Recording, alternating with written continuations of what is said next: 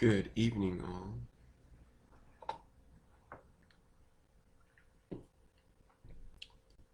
Good evening, everybody.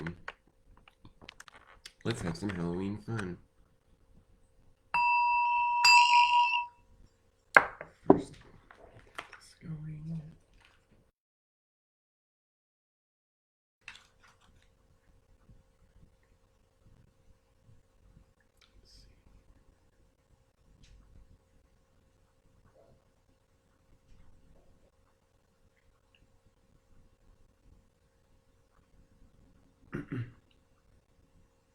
Great. Away we go.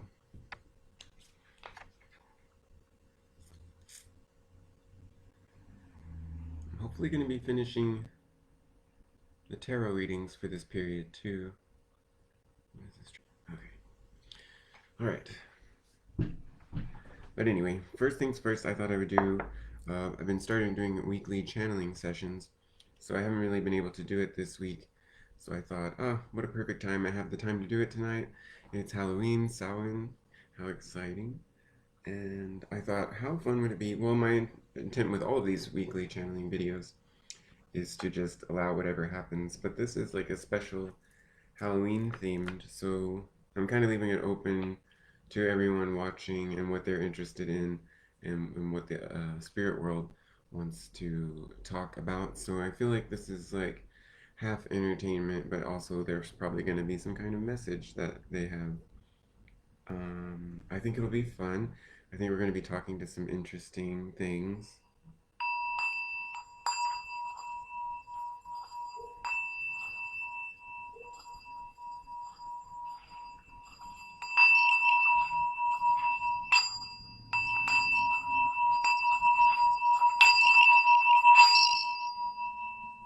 All right, let's get all loosey goosey and let them in.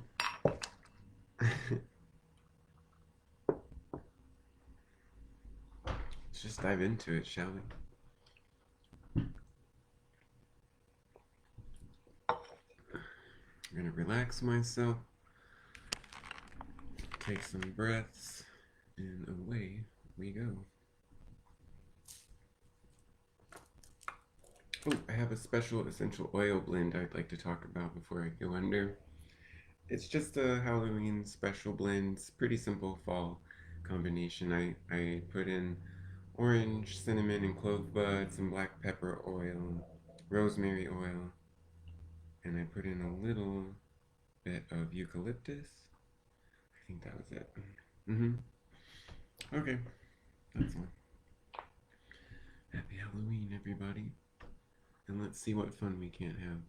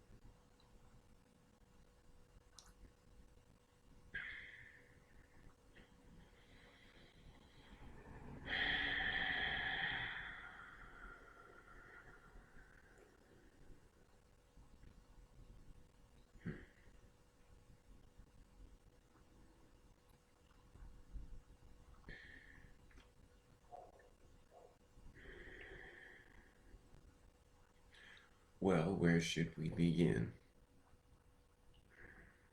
With introductions? In my lifetime, I was known as Charles Manson. That's the way that you know me, and that you can connect with this energy that is coming forth to speak to you today. This to me is enjoyable.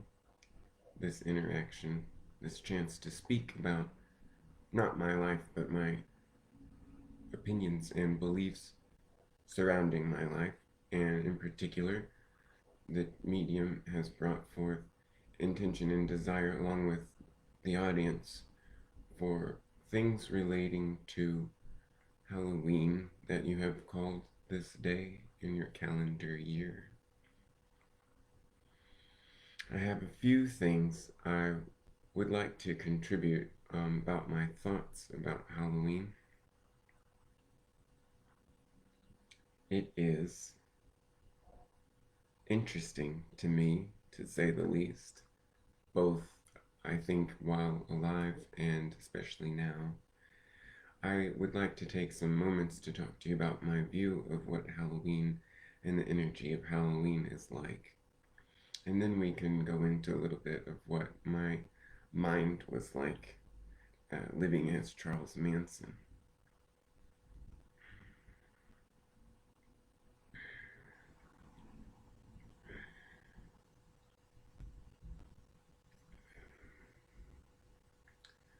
I guess I would start off by saying that fear is the ultimate controlling weapon.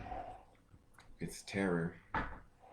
The terror weapon was the weapon that I used quite well in my successes, as I would call them, in what I was setting out to do as a human.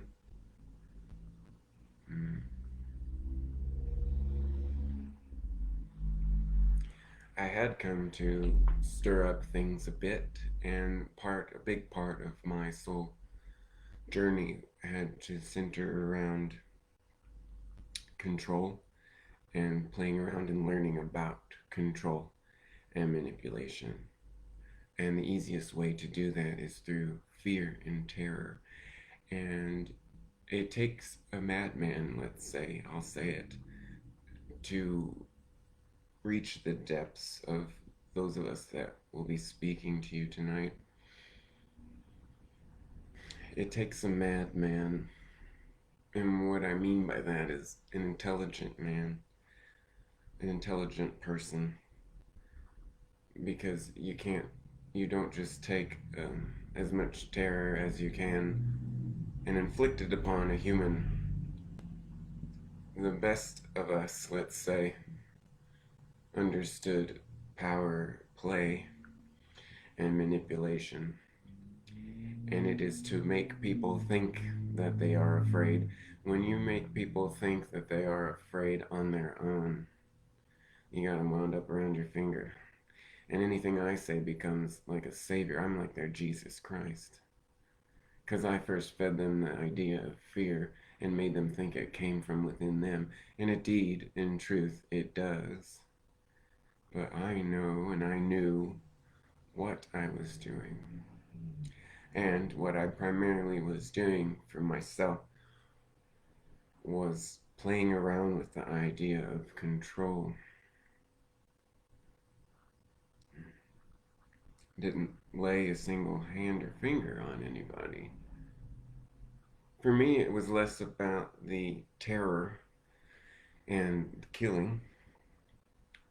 Although I suppose when you are in, it's important to preface that with, when one is in the mind state of that low period, you can be highly intelligent, but in a low state of mind, narrow and cut off from feeling and empathy of the surrounding environment. For me, the fun came in controlling people. I could get them to kill another person. There's not quite a feeling like that, and to not have to do anything myself, because like I was just saying, really the deaths, the killing and the terror to me were pretty insignificant. I was very interested in the mind game. And in fact, I would argue that I was quite stable throughout my lifetime. Prison life was an interesting time period for me as well, as when I got to, through that experience, spend a lot of time on my own contemplating, because I experienced quite a switch of roles to be the master controller to living in a cell for year after year. And it's not the time so much that is unbearable. It's that you have to sit with yourself. And I will not sugarcoat it for you. My time in prison was not spent pitying myself or spending time in the feeling of regret. No, I would say that what I regretted most in my time of my life, which was during my time of contemplation in prison, my biggest regret was that I ended up in prison and was unable, although I had quite a bit of control in my prison, still was not able to take myself out of the prison and be free. And although I had quite a bit of control, still in my prison years that would give me satisfaction, I was highly disturbed and highly regretful that I was not able to get out of prison. But at a certain point, I did learn how to make peace with that. But I never really regretted anything I did.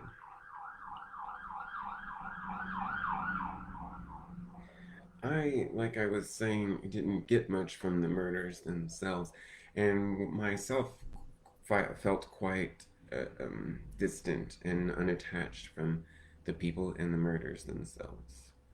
Um, I did not consider myself to be, I just didn't care about them. It really had no significance to me. It mostly, this might sound a little disturbing to some, it gave me pleasure to see the terror, and both during and after, especially after the fact, of someone who I had manipulated so far.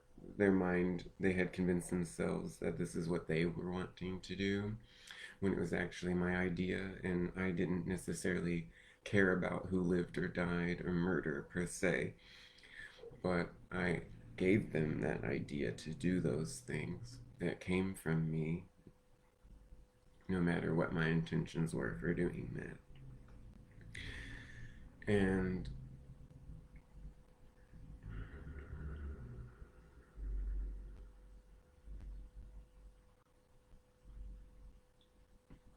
I found great pleasure in the look of the faces of my family, my victims, after they had killed someone, and they would be in mental torture for weeks. And actually, it affected them completely.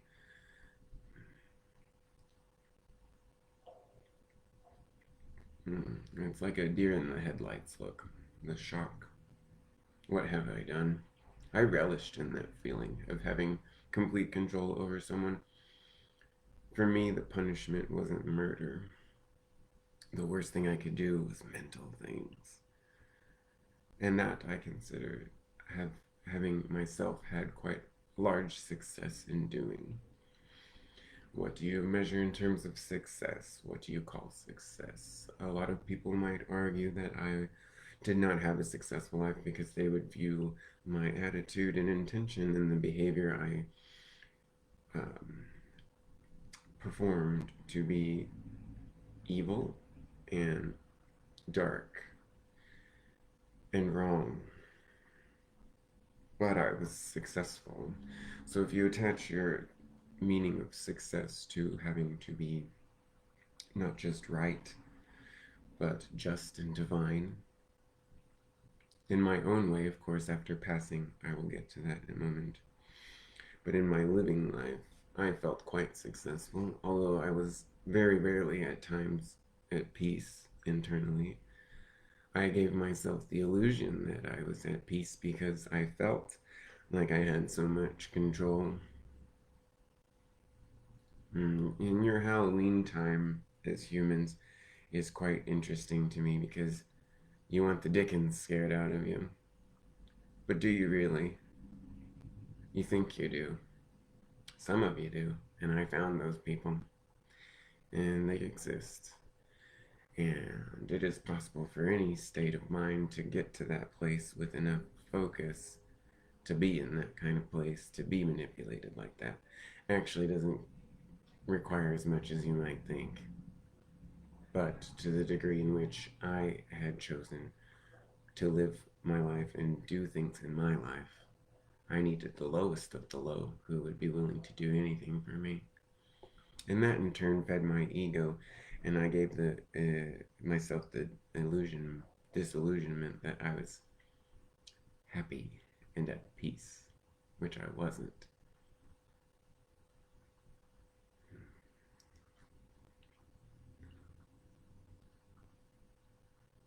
Where I sit now is quite a different place. I am a consciousness who is quite at whole with things that they had done in their lifetime.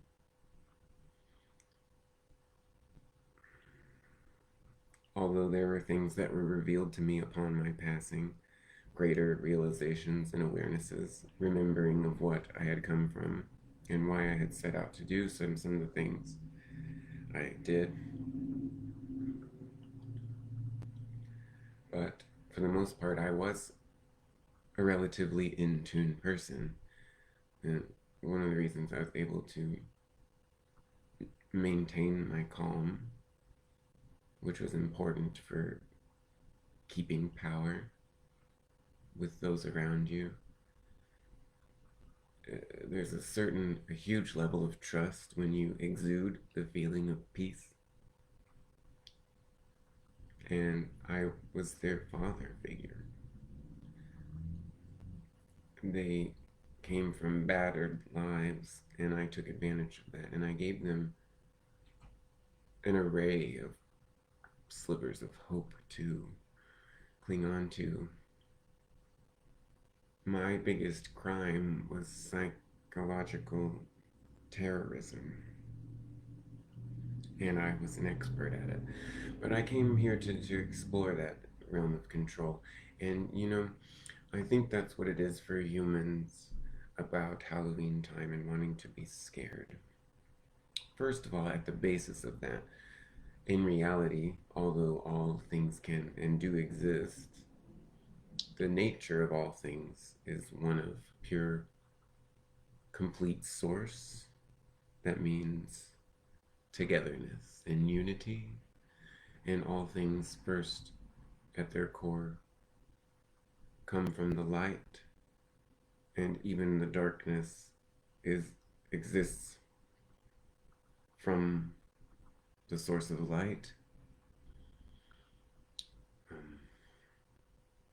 So these things exist, but in their nature, their spiritual nature, on a higher level, all come from the light.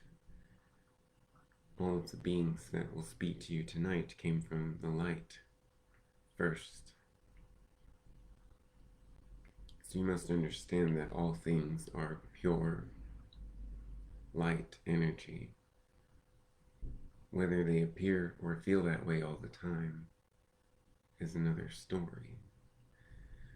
When you come into a world like this planet, your options are endless to experience anything, especially the opposite of love, which is fear and pain. I believe that when humans are wanting to be scared, it is fun, first of all, because you know it's not real. It would be quite different if you found yourself in a room with a serial killer and unable to protect yourself or escape. That kind of fear is not really the fear I think that one goes looking for, let's say, upon purchasing a ticket to a haunted house. Right? You want the illusion of that fear, but you don't really want that fear itself. You might want to have that fear itself hypothetically, so the fear might be real, and you might be searching for that real fear in your journeys of looking for fear, mostly in haunted houses and fields that you do, where it is more tangible and you don't know the space or the people or where they're coming from. Get this sense of being knocked off.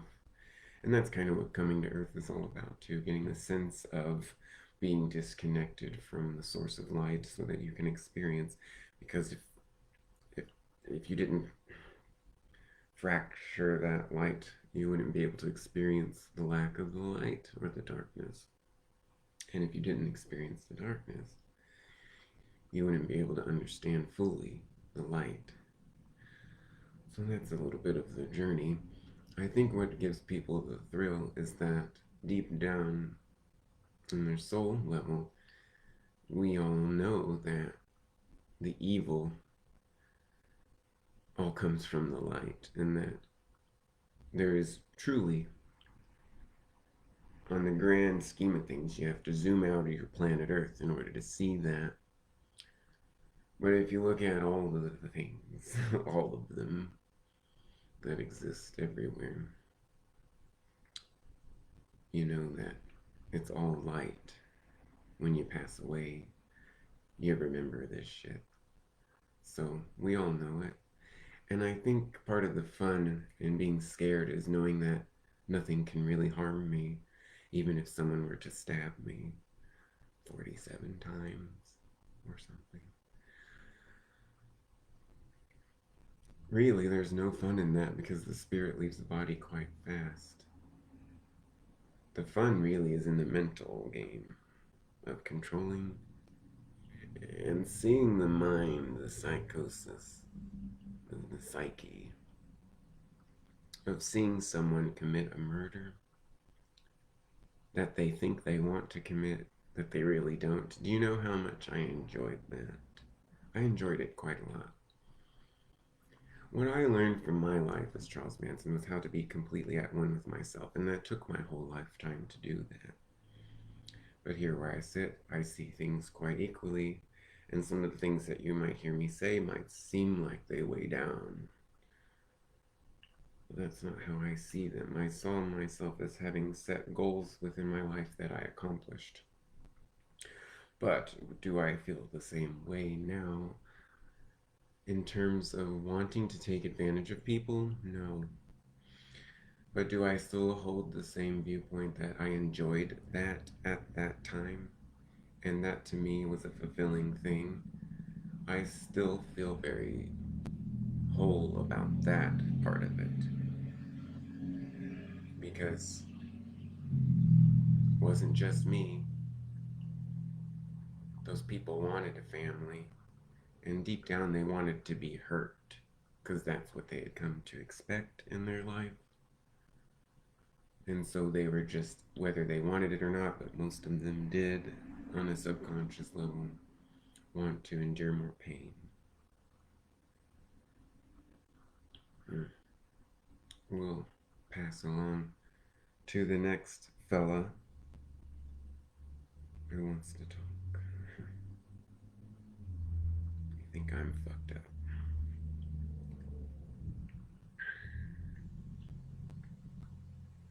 Take a moment to drink here.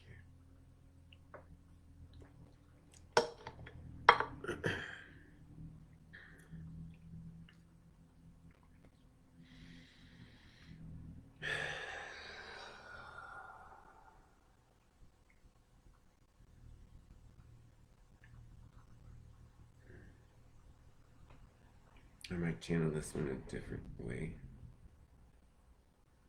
Let's see. I'll just describe what I'm getting. This is Jeffrey Dahmer. The way he comes to me is in an orange jumpsuit. I'm not sure, did he die in prison? Or did he die young? Because anyway, I'm seeing him at about 34-ish years old. 30 to 40. But he looks young. I see him kind of with shorter hair, or it's not very long.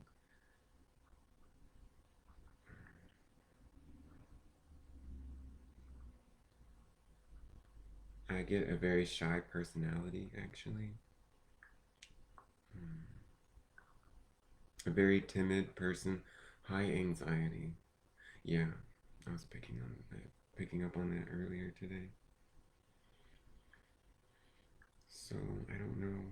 It's almost like he feels reluctant. I don't know. Maybe it'd be comfortable for both of us if I just speak and channel more consciously rather than let him take over completely.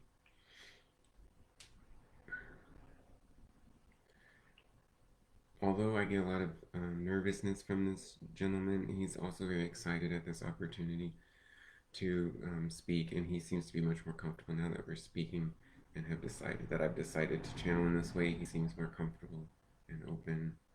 He feels like he's less judged and less seen in a sense, but he's very excited about this opportunity to present some of his feelings now and then, because he feels, and I would agree from what I'm getting, that a lot of people misunderstood him, and he actually had um, quite a terrible frame of mind towards himself. Um, he was kind of giving me the idea of obsessive compulsive disorder in the car earlier, and I'm getting that feeling again. So, is there something you want to talk about? He was excited because why? If you want to say in your words, he wants the chance to redeem himself and to kind of clarify what it's like to be a serial killer, because it's not like what it appears to be on the outside oftentimes. He's drawing me to Ted Bundy in the charisma. He's saying that people kind of see that in Ted Bundy and attribute it to other people as well, and seem to look at the facial expressions of these serial killers. And he's bringing me back to Charles Manson as well, although I think in his life Charles Manson did have, from what he was giving me, more of a calm state of mind.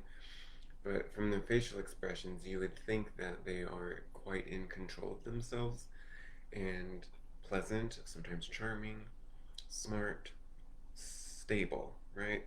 It's a facade.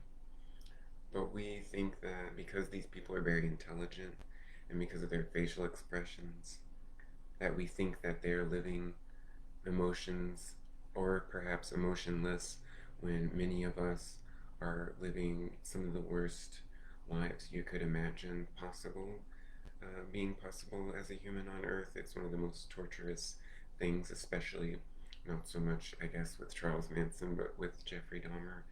Um, I'm getting a lot of self hatred, um, and I feel like it comes probably from being gay. And this was what, the 70s, 80s? I get this feeling of like shame, and it's almost like I'm getting the feeling of wanting. Did he ever? I wonder if he. I'm getting the feeling like he self inflicted, maybe when he was young, and maybe killed animals. I don't know. But I'm also. What I'm getting is emotional attack to the self. And I feel like he might have taken that out on himself earlier in his younger adult years, teenage years maybe, and maybe didn't like that outlet, and maybe that made him uncomfortable, maybe made him feel more. So I feel like there was, but this whole drive for killing came from a few different things. It feels like it really feels to me like I'm trying to do away with myself. Very shameful. Um, I'm getting the feeling like, especially after he had committed several murders, later on, like after a few years maybe, he wanted someone to kill him. I'm just getting a lot of self hatred. And he said, he's telling me how he was very confused because when he was at his natural place, he did have a bit of a charm to him, although he was shy. When he opened up around people, especially they would meet at bars or come over for drinks, he said we would drink, and not even a lot, although, well, he's telling me like the drugging. He's telling me, I'm getting the feeling like he would drug his victims, and that came later. Maybe he didn't drug the first one or two, because he felt guilty about their pain, is what I'm getting. I'm getting like a really big crossover of confusion here. So there's a really big root problem for him that is, I hate myself and I should be done away with. Like, I should be, pieces of me should be slowly taken away until I'm nothing, is the kind of feeling I have that he probably had throughout his whole life. It might have started small, but he basically felt that way his whole life. It eventually turned into this kind of anger, especially towards men, and the way he viewed himself. He said I would get confused, especially with liquor, would make things confusing because it takes the walls down and people would act differently and I would act differently. I was aware of that and I knew that I could get more people with my charm once I had been drinking. So that was not uncommon for me to have like a glass of wine and slowly sip on it as if a meditation for me and to prepare myself. Because I really ultimately didn't feel good any time about what I was doing. I had high anxiety. I had lots of rituals, you would call them. It came down from my mother's side, but I also experienced it in her as a young child. And I think this caused me to further hate myself on almost a subconscious level.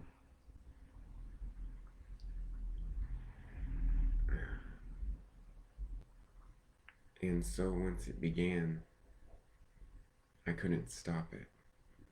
It was a machine.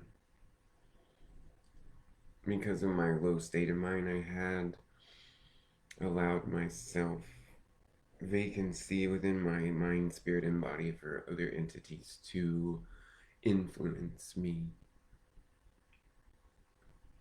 and draw me to certain urges that I mostly didn't want to do, although a lot of it was coming from me, especially the eating. The eating for me, actually, I detested, and oftentimes I would get sick from the food because it's not meant to be eaten. But I felt that it was the like communion for me, and it was completely an obsession.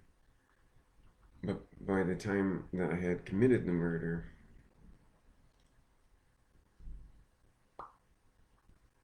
and they were gone, I didn't want them to be gone. I wanted to continue to have the experience of the date, the dinner. But I hated myself so much, and part of the time period, but also part of the shallowness of people in general, and being gay in general. But at that time, all of us had guards up, and so it was quite a superficial encounter. So when I would be having fun with a glass or two of wine with a fine young gentleman,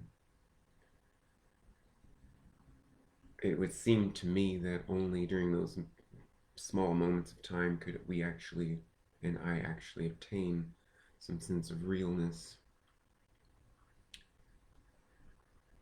real love, real connection, real chemistry, you might call it. And I would perceive that they would withdraw from me. Perhaps some of my compulsions would start to show, and they might become, with the drinking, more aware of becoming more sensitive to where I was in my state of mind, and they would start to withdraw and want to suggest about finishing the date or leaving sometimes, going home. And whether they would do that behavior or not, I would always see that and believe it was coming, that there was something wrong with me, ugly, sinful, and undesirable even by the gay men I was with. And I needed to take control of the situation because I felt like they were leaving me all the time. And I really did not like that feeling of being abandoned. And it coupled with the feeling of unsuccessful love. And I would get incredibly insecure and enter into, first it would be like sad, but it would become this rage. And I found that I had power through these entities that I was unaware of while I was living, these energies, and I would feel powerful. But I would absolutely hate what I was doing, but I had to eat them. I had to eat them. I had to eat them. I can't really explain it to you in any other way other than that was something I had to do. It was something that I believed that I had to do it in order to become whole with them. It was also with the fornication before and after the killing. That was something I felt that I had to do, and yet it gave me such, it would make me sick to my, I would get sick from it. I hated it so much, especially eating, because I felt like it was wrong, but I felt like it was what the right thing for me to do. Like I had to do it. It's almost like I couldn't control myself.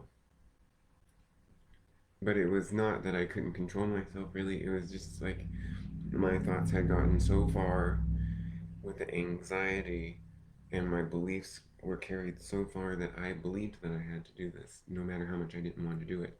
Because I believed that it did something spiritual for me. Maybe the entities got me to think something along those lines.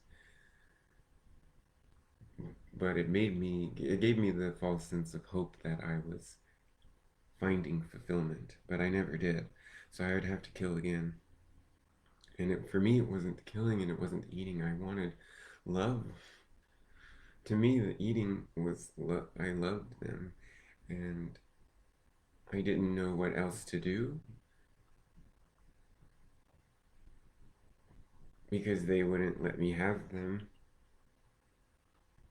So in my mind, I had to have them in the only way that I could see how, and that just snowballed into consumption, and that would just make me feel worse, and I would get physically ill from it long after for a day or two also, and mentally sick throughout, before. I would get such anxiety before inviting someone over, before going out to invite someone over.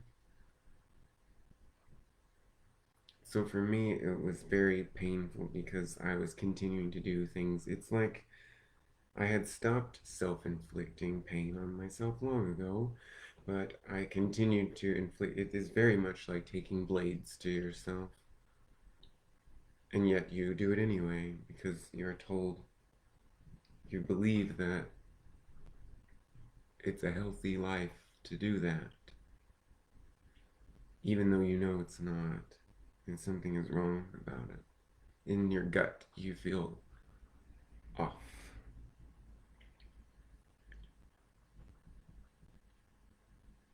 I would say also that I enjoyed all of the brutality that occurred to me while in prison because, for mostly, first, firstly, I felt so low about myself that I felt I deserved that, and so it became a sick sort of enjoyable time for me, which wasn't helpful for me.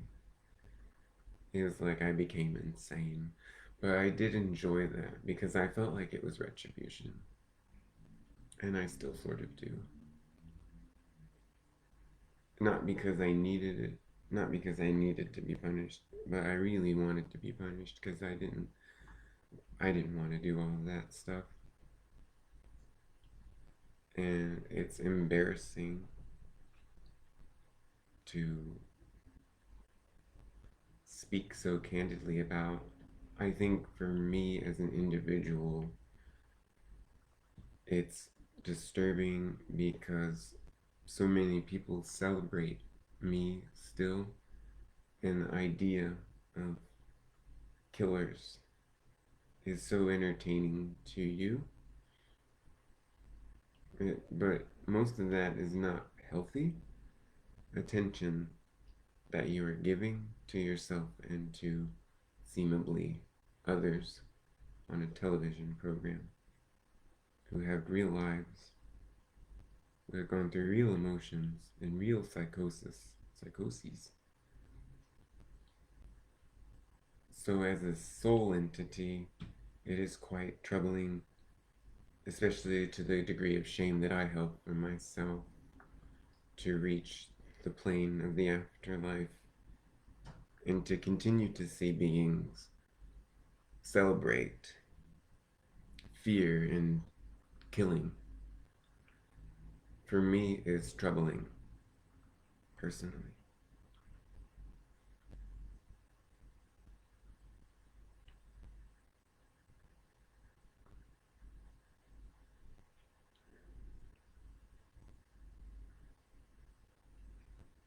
I just asked, I'll end before we pass to the final speaker.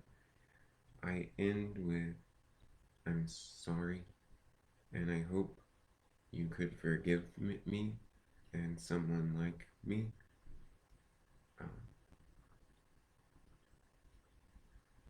because that wasn't really me, and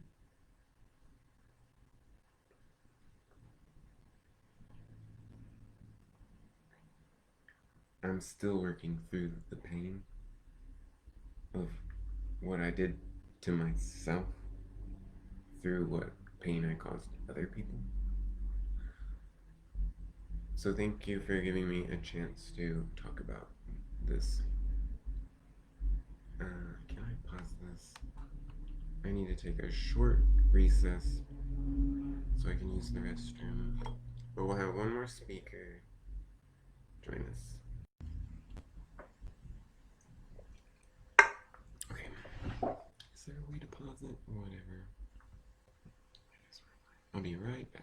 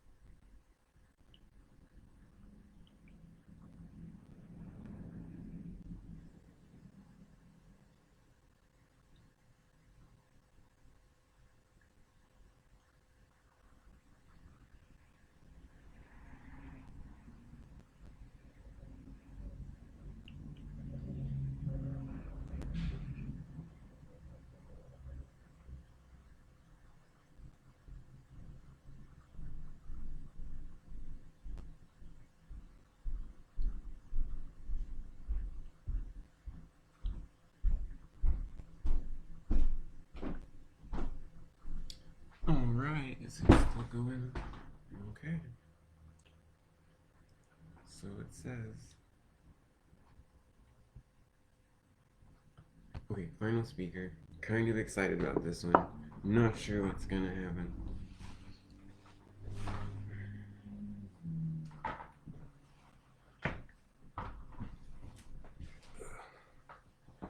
I'm not sure how long. Anyway.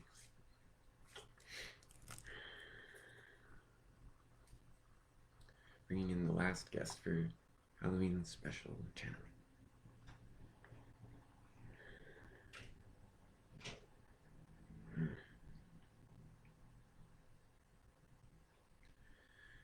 Before I introduce myself, I will just bring up a common thread that you will see with these three voices that speak to you and sharing of their experiences. That there is a common thread, with myself included, of having, in this case of Charles Manson, an extreme sense of disillusionment, as well as many insecurities. And you would find that I was no exception either. Very timid, although in my prime was a very powerful force, very intimidating. Not so much right my whole life leading up until that moment, about 30 years oldish, somewhere around that time. Basically, all up until that time, I was an incredibly timid, coward. I was incredibly insecure. Some of those experiences really set the tone for you and your psyche and what it is you've set out to accomplish with your life. And with my life, I had set out to do quite a lot. And I will do my best to explain to you why and how and where that went into place the way it did. I am truly, possibly, one of the biggest monsters of all time. I am like, I would say, comparable to the human Satan. I would say that I am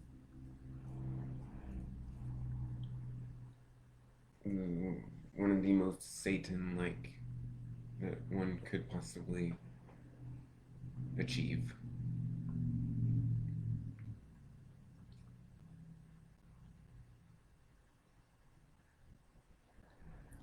I am the one that you know as Adolf Hitler.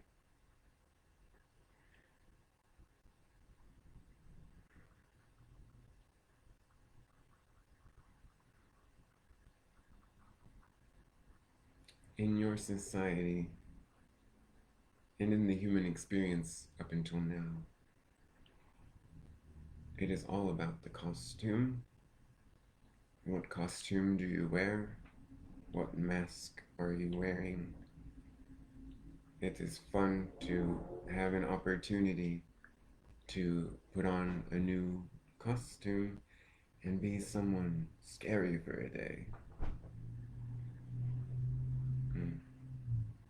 This, for me, is a very decent metaphor for understanding how I felt as a soul choosing this life and entering into it. It's a character. And when you're in the movie of life, of course, you don't feel like a character so much. You feel completely submersed in it. And I had been subjected to much ridicule and what you might call teasing or bullying. But similarly to Mr. Dahmer, I held a self-hatred towards myself, but it was much more in the form of anger and wrath, evil. I hated myself and was always striving to be better. All these things that I experienced wanted me to climb and climb and climb until no one laughed at me anymore. And I achieved that. And in the beginning, it was turbulent, but once I found my way to the surface level of power in Germany, and I saw the influence that I was having, I took that power and I ran with it. But it was just a costume. It's hard, it would be difficult to describe, but there was a desire for a time such as World War II. There was a desire for a being such as myself There was a desire based on the feeling of millions and millions of people, especially in Germany and in the eastern part of the world, feelings of complete loss and victimhood to the degree, like Manson was describing, that those gone through so much victim experiences would continue to want and expect to be victimized. And you might not feel as oneself that you want this, but you've got your eyesight dead on it and you won't give up on it because it's all you know. And so the time period of humans on Earth around the 1900s had found itself in a place where many beings were in the state of mind of paralysis, confusion, and complete victimhood. And if you think about some of the things that were happening around, let's say, 15 to 1600 up into 1900, a lot of changes were made. Let's just throw some examples, shall we? The Salem witch trials, hangings, beheadings, the warrings, the slaughtering of indigenous people here and near American soil and elsewhere. Something that I had participated in. Experimentation, especially on Aboriginal and Middle Eastern people.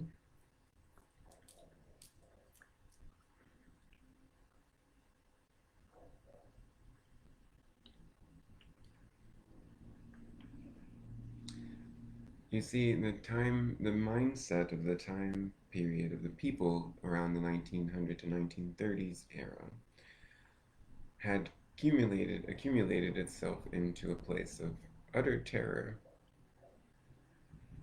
And you're talking about exploring a new territory where other people already live in America, and you kill them all, primarily, most of them.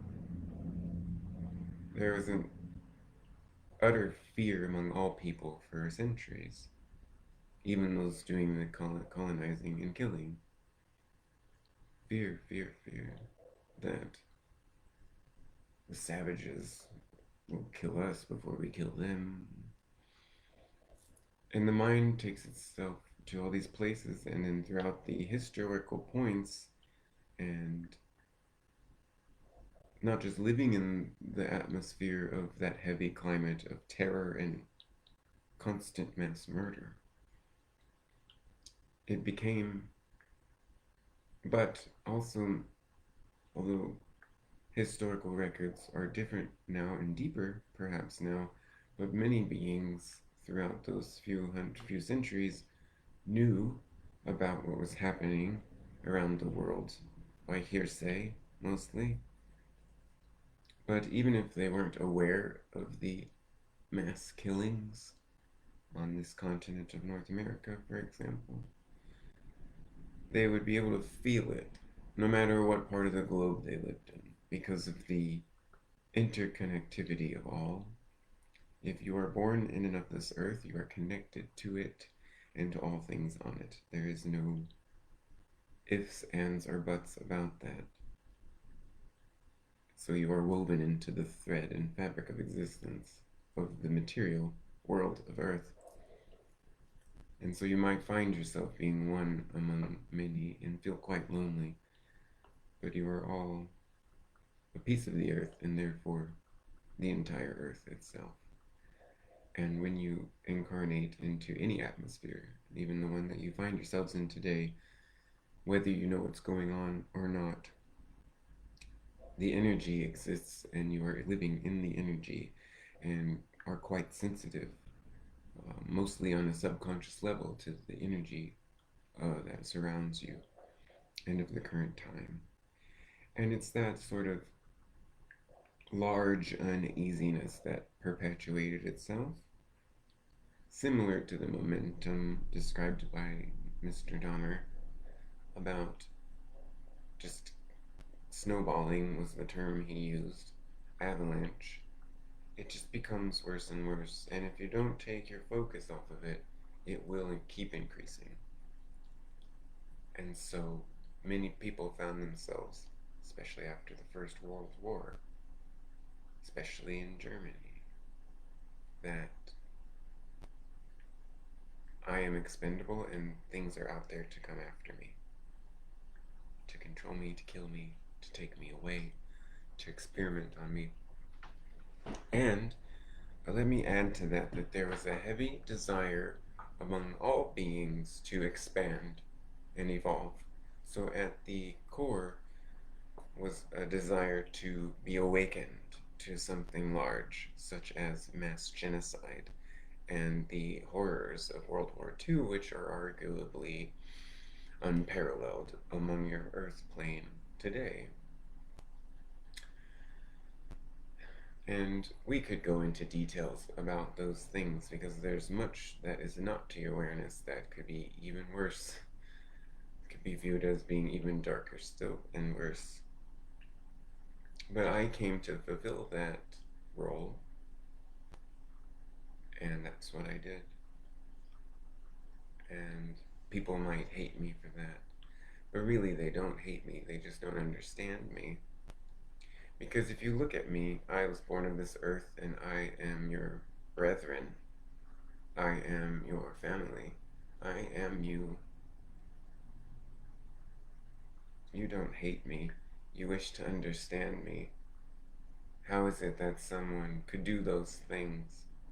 Well, for one, because the population was putting out beliefs that that's what they deserved and that's what was coming to them.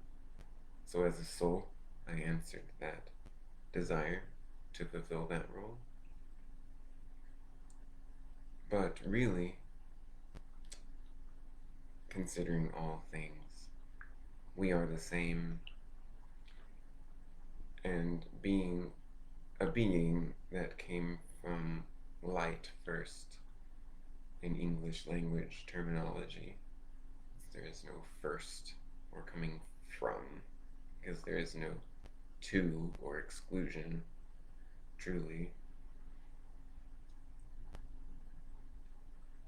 I feel that the easiest way I could answer that question as to how someone like myself could do those things in the life that I lived as Hitler would be to say that I was a light being and I was able to do anything. And it is a pushing against of the oppressor, of war. Nothing can get me, even a thought like that, because it came from a place of fear. Some people, nothing can get me. We are protected, but it was a false belief. They didn't really believe that. They just didn't want to put their attention. So really their attention was on nothing can get me, but really I don't want to admit to myself that that someone like me could do something like that. But there was a yearning among all humans to experience that, to have the conscious awareness made aware in such a large through a catastrophic experience, long string of catastrophic experiences in so many uncountable ways and interdimensional ways, truly interdimensional. But let's just say that what happened through the experiences of World War II, after the fact, everyone's life on planet Earth was changed. Their consciousness was forever altered to expose itself to something that before was afraid to explore. Once you explore it and it is over, let's say, then you can see more clearly what happened. And what happened from that was a general rest after World War II. And the number of occurrences of both war and bombings have been very significantly less since 1945.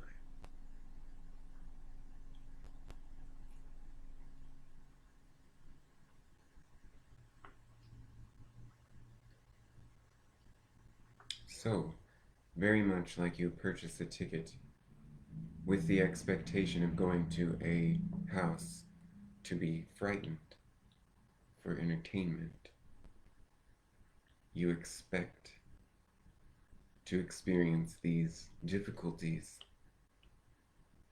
for the entertainment, but for the observational aspects of it. Might you might say learning, but learning implies that there's something you don't know already and can sort of denote a lack or incompleteness. And you don't come here to learn anything, but to experience everything. And the further that humanity pushed itself against the possibility of all things, which includes an infinite array of darkness. But you see, so you came and experienced that, and that's what I was here to help with. But you see that through those experiences, once you know the higher realms, whether that is after you die or while you are living, higher realms meaning the bigger picture, love and clarity, purity, positivity, ease, safety, relief, like rescue. Those feelings, when you are there and you look down at the darkness, if you observe the darkness with the understanding of the lighter side, the darkness is fully understood and therefore is no longer scary. But the tendency, especially for human, is to look down at the darkness. My consciousness is at the darkness.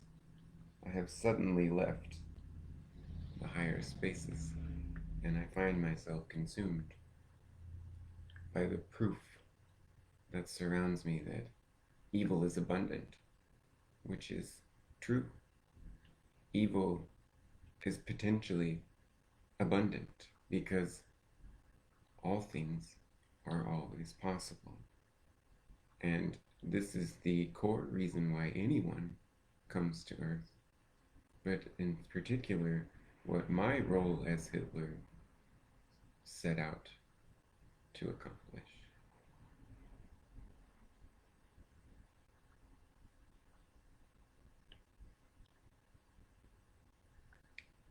You will never be able to eradicate all of the evil. It was the attempt to do that that created the evil itself.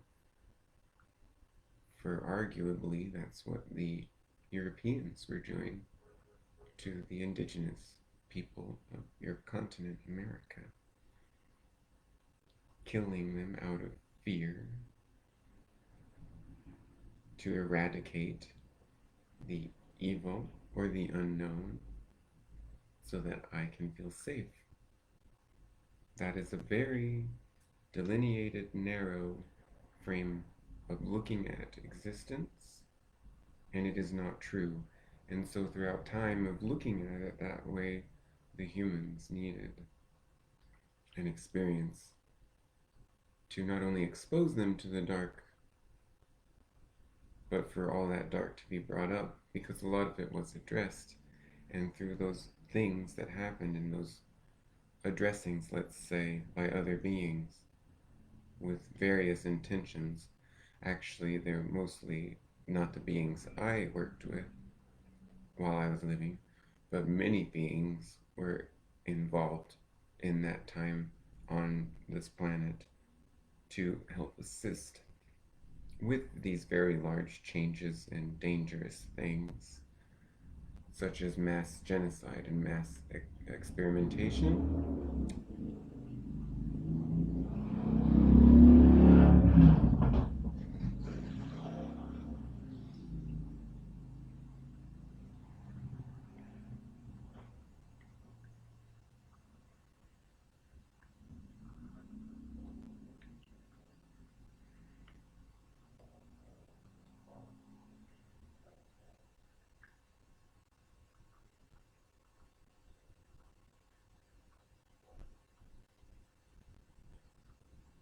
The fear is not attributed to one event, like the slaughtering of indigenous people, but it is an accumulation of all of those things that led up to the events of World War II.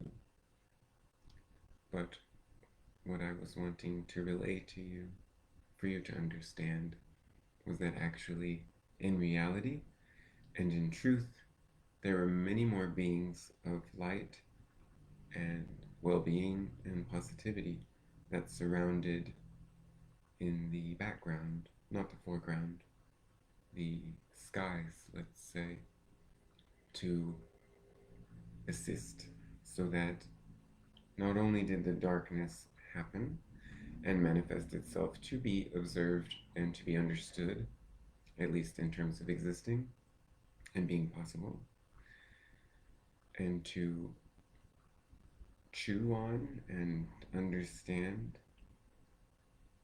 it was a direct manifestation from the pushing against of outside forces. And you are still still working through unraveling this mystery lesson about unity. And I will just end this Halloween Eve on this note.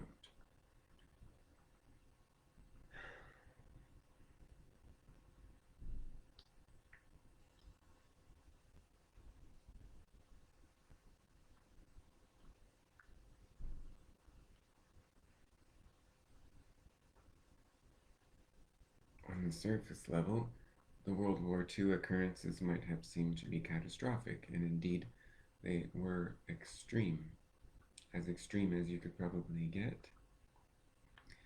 And there were many beings watching and assisting around that time to make sure that it did not go too far.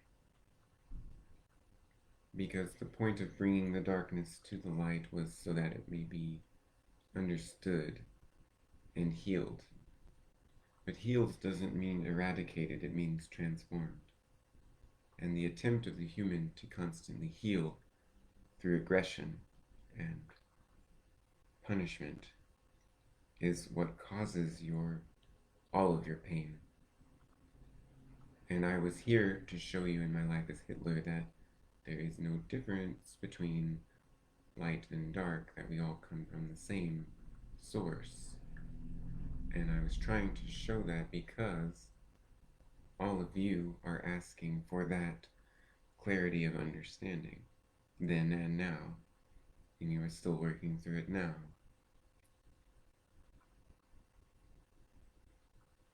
So, my advice is to take your Halloween time and celebration as what it is and as what you normally do, which is fun.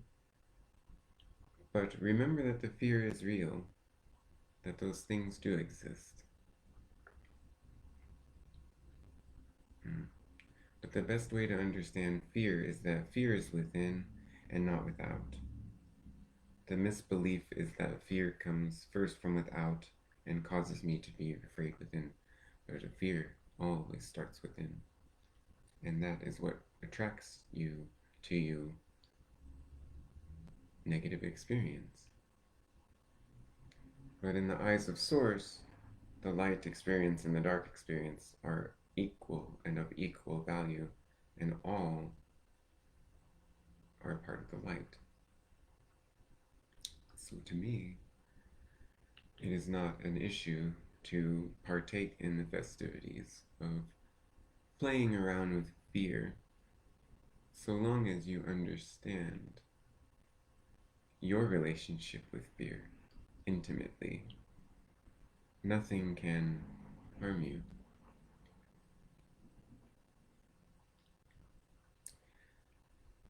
But the worst thing that humans fear is death. But this is quite the most liberating thing one could experience. It's one of the most gifting things one can go through. Enlightening. What you are really afraid of,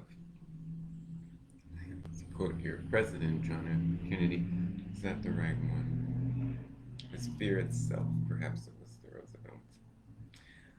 The channel's not sure. But the only thing to fear is fear itself. The fear is the source of pain itself. The fear exists within first.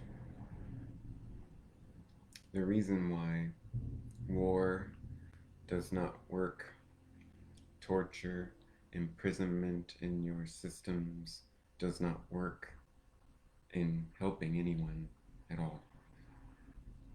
The reason is you are still displacing the other force, that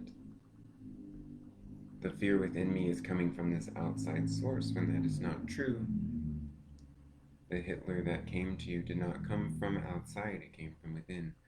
So that is what I think people fear most in me, and why they despise me or fear me, and what I did so much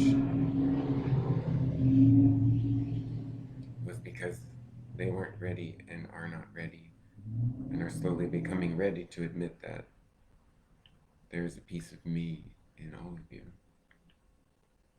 But what does that mean? Because as on your earth plane, you can experience real terror, or you can experience terror as entertainment. And then on that note, it is fun. So what's the difference really? Because both are terror. Well, one, you know the truth. You know you are okay. And one, you have forgotten it if you find yourself in that position. But let's just end on the note that terror and fear should be celebrated, because it is a lovely aspect of existence. When you understand it, and when you observe it fully, it is no longer what it has appeared in the depths of it. That is satisfactory for me, and the channel is pleased with this point for stopping.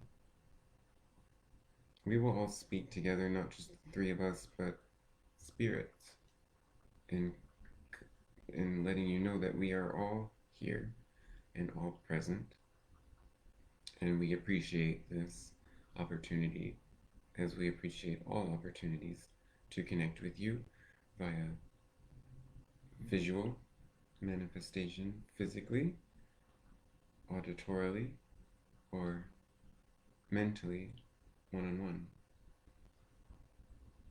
emotionally, one-on-one, visually, to some, on one-on-one. We would say that when you find that you accept the fear within yourself, and that you have it, and that there's nothing wrong with it, then you find that the fear isn't really what you thought it was. And it transforms itself into love. But fear is healthy. Fear is healthy.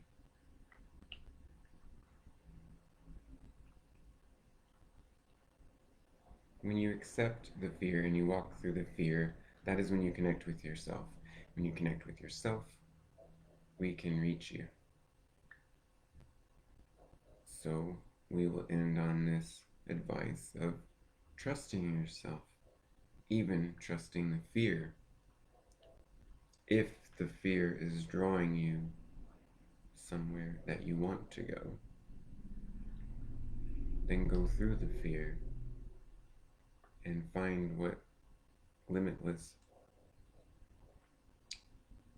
opportunities await you on the other side of that fear.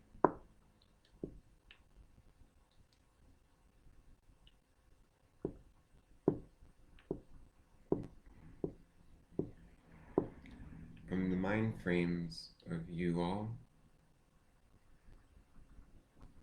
something like the events of World War II would seem to be utterly catastrophic.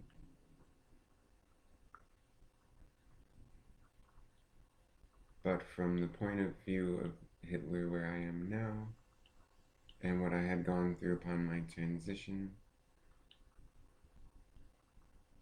we will just leave you with the note that, as possible as it is to be extremely evil, it is equally and law and must be so that it is equally possible to be loving and to be living in your human world.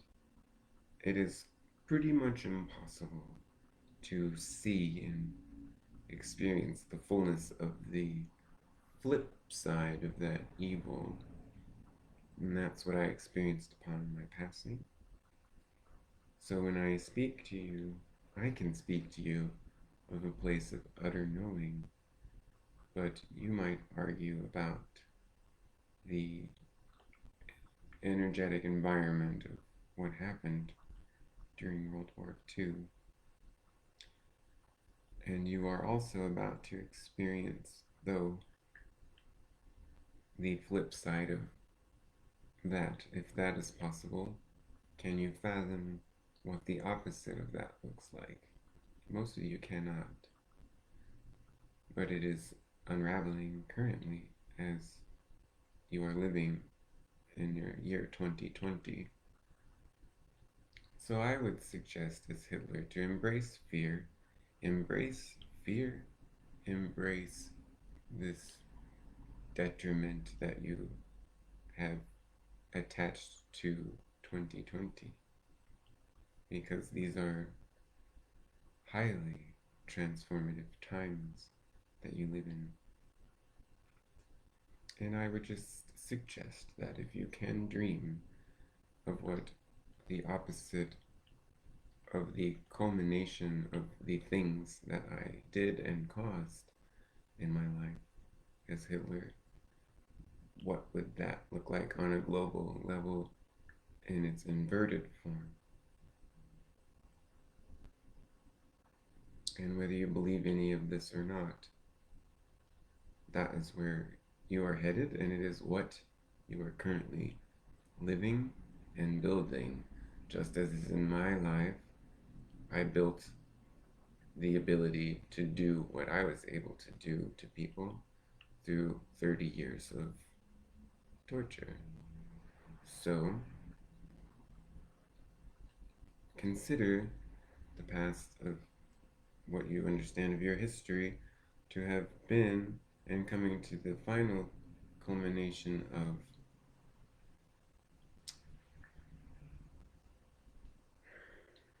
unconscious darkness, and it is becoming conscious, which means what? The light is starting to shine on it, and it is becoming known, and you are creating a new world just as I created a new world. If you attach feelings to that, one new world was desirable in terms of manifested living. One world was not desirable. One world you see as not having been completed, but it is, and it is on its way to you. I had understood in my lifetime quite clearly the relationship of energy, and energy is just as real as the solidness. It is where solid matter comes from, a collection of energy. First, it is just energy. It is always just energy. in this energy environment, you have and are continuing to create and have created the opposite, the inversion of the worst of the worst that has happened ever on your planet. And upon your passing, especially, but for many of you before then, you will see at a much future point and look back on the lives that you had and the lives of atrocities such as during World War II and things as African slaves. You will look back on these things and understand that it was meant for something bigger that you cannot yet see. But just because you can't see it doesn't mean that the energy is not collecting to be seen soon. And that's what I have to say about that. Let's end there. Okay.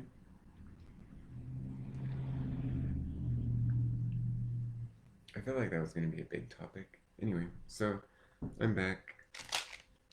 I'm hungry. Thanks. Happy Halloween, everybody.